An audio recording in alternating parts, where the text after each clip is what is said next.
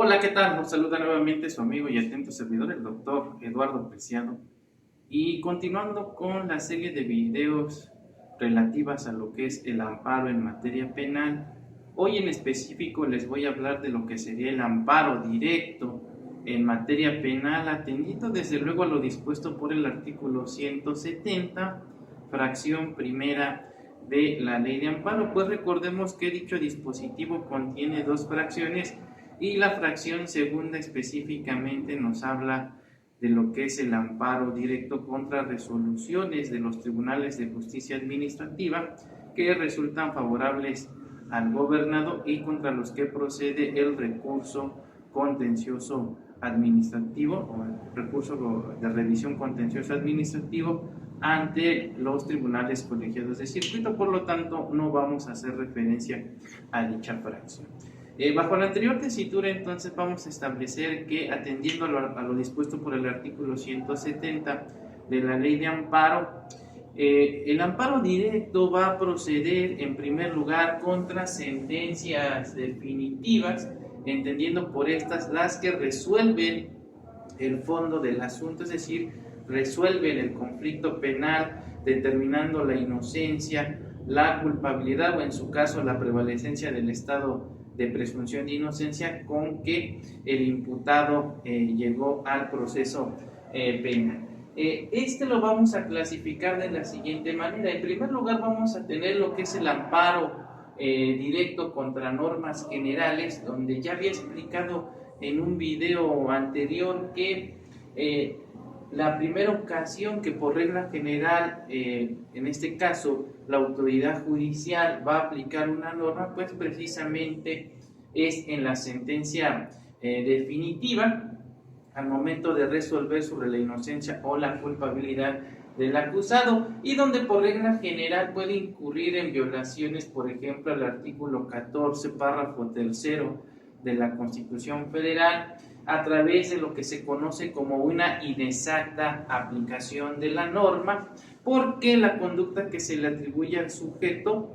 no es típica, en razón de que de ninguna forma es constitutiva de delito, o porque falta alguno de los elementos de la descripción legal. Sin embargo, la autoridad judicial, extendiendo el ámbito de prohibición de la norma a través de lo que es la analogía o la mayoría de razón,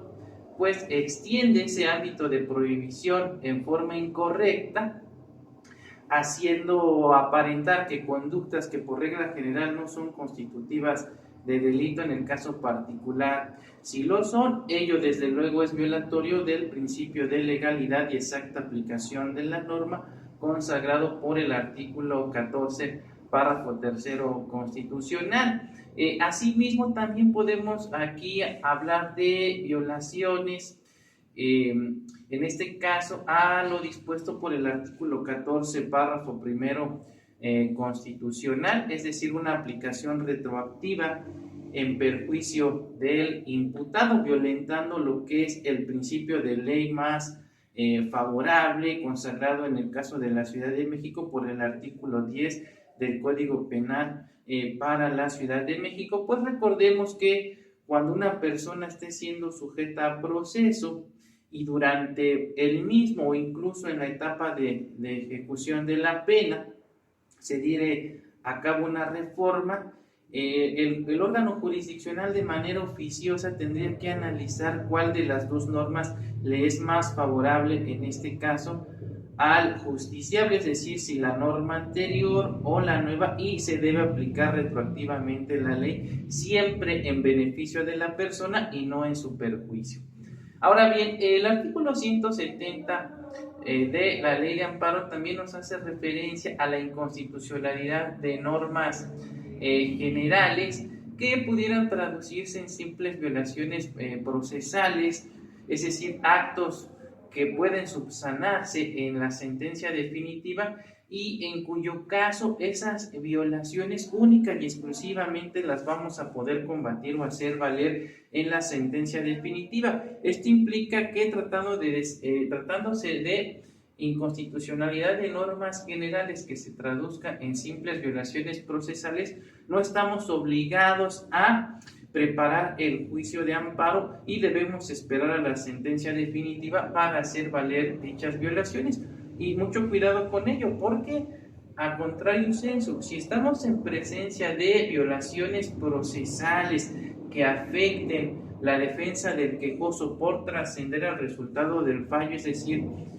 lo que se conoce en la doctrina y en la ley de amparo como actos de imposible reparación por violentar derechos humanos reconocidos en la Constitución Federal, así como en los tratados internacionales, aquí sí estamos obligados a preparar el juicio de amparo. Esto implica entonces que tenemos que agotar los recursos ordinarios que en su caso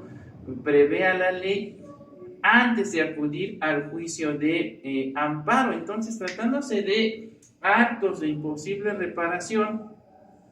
que se cometan en una fase previa a lo que es el juicio, como pudiera ser la etapa de investigación o la etapa intermedia, tenemos que interponer los recursos en la etapa procesal correspondiente, ya que si no lo hacemos, entonces estaremos hablando de actos consentidos. Y precisamente la segunda hipótesis de procedencia del amparo, tratándose de sentencias definitivas,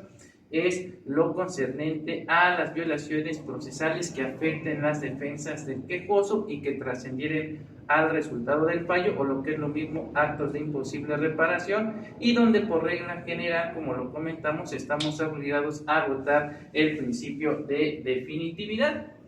Ahora bien, la otra hipótesis de procedencia de lo que es el juicio de amparo